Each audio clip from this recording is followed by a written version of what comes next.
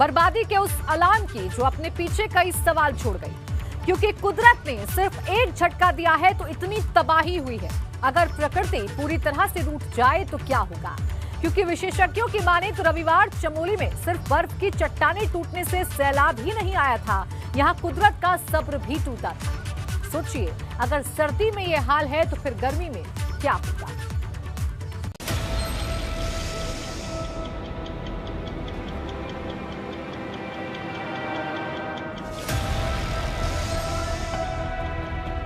ये तबाही की टिक टिक है।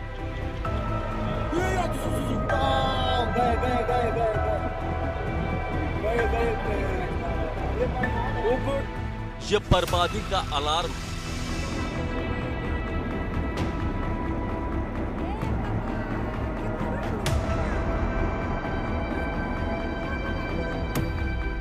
ये प्रकृति की चेतावनी है।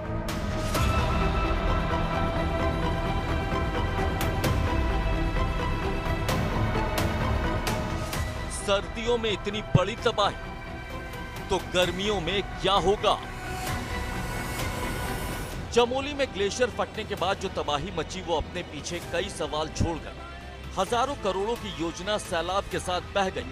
सैकड़ों लोग लापता हैं, हजारों लोग बेघर हो गए, गांव के गांव उजड़ गए, गांव को शहर से जोड़ने वाले पुल और सड़क के नामो निशान तक मिट गए।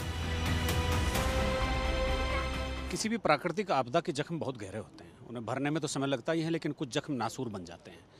मैं इस समय तपोवन से करीब 10 किलोमीटर आगे उस रैणी गांव में हूं, जहां पर इस आपदा ने बहुत बड़ा एक विभत्स रूप दिखाया है। इधर ऋषि गंगा पर एक प्रोजेक्ट बन रहा था, रनिंग प्रोजेक्ट था, वो पूरा वॉश आउट हो गया। और यहाँ पर आप देख सकते हैं कि रेस्क्यू का काम चल रहा है, लेकिन वो पूरा प्रोजेक्ट ये वॉश आउट होने के बाद तो स्थितियाँ बहुत ख़राब हो गई हैं। और मेरे पीछे जो नदी है उसमें आप जख्म देख सकते हैं, और उन जख्मों को अभी आप देख सकते हैं कितने गहरे जख्म हैं, कितनी क्या स्थिति बनी हुई है। इधर आप ये पीछे गोरा देवी का एक गांव है, रैणी गांव। गोरा देवी एक सामान्य महिला थी, अशिक्षित थी। जब यहाँ पेड़ काटे जाने लगे तो उसने पेड़ नहीं काटने को लेकर एक चिपको आंदोलन की शुरुआत की। वो पेड़ से चिपक गई और चिपकने के बाद उन्होंने पेड़ों के नहीं काटे जाने के खिलाफ, यानी उनको काटे जाने के खिलाफ, उनके विरोध में एक बड़ा आंदोलन चलाया जो चिपको के नाम से मशहूर है। वहीं तपोवन की टनल में लोगों को बचाने के लिए ऑपरेशन जिंदगी चल रहा है, जहां कई जिंदगियां फंसी हुई हैं। आपको बता दें कि तपोवन टनल की लंबाई 2.5 किलोमीटर है, लेकिन 180 मीटर बाद उसमें एक बेंड है, जिसकी वजह से ज्यादा मलबा अंदर नहीं गया। अगर ये बेंड नहीं होता तो बड़ी तादाद में मलबा टनल में भर जाता। प्रकृति ने सिर्फ एक झटका दिया तो इतनी तबाही हो गई। अगर प्रकृति पूरी तरह से रूठ जाए तो फिर क्या होगा? क्योंकि पर्यावरण के विशेषज्ञों की माने तो रविवार को चमोली में ग्लेशियर नहीं, प्रकृति का सब्र टूटा था। चांदी से चमकते हैं। देखिए, इस वक्त ये शाम का नज़ारा है और इस वक्त हम हिमालय की पर्वत श्रृंखला नंदा देवी की श्रृंखलाओं के नज़दीक से गुजर रहे हैं। जोशीमठ से हम देहरादून की तरफ बढ़ रहे हैं और सूरज की किरणें जब इन पहाड़ों पर पड़ रही हैं तो ये चांदी से दमक रहे हैं। लेकिन इन्हीं बर्फ़ से आच्छादित पहाड़ों पर जब बहुत ज़्यादा तादाद में बर्फ़ गिरती है तो इन बर्फ़ से कई सालों की बर्फ़ जमा होने के बाद ग्लेशियर बनते हैं, और इन्हीं ग्लेशियर्स के जब सरकने से कई बार बड़ी आपदाएं आती हैं। और ऐसी ही एक आपदा कल आई जब यहाँ पर धौली गंगा, चमोली ज़िले के धौली गंगा और ऋषि गंगा के पास एक ग्लेशियर सरका, और ग्लेशियर सरकने की वजह से उस इलाके में एक भारी तबाही आ गई।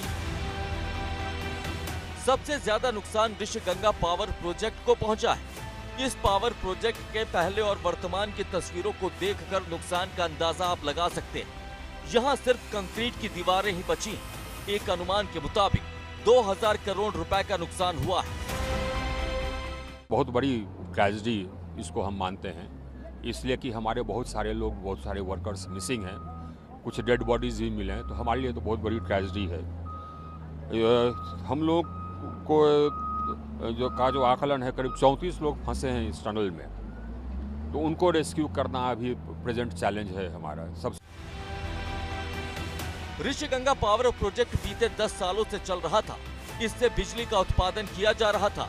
प्राकृतिक आपदाओं को देखते हुए इस प्रोजेक्ट के निर्माण के दौरान भी इसका खूब विरोध हुआ था।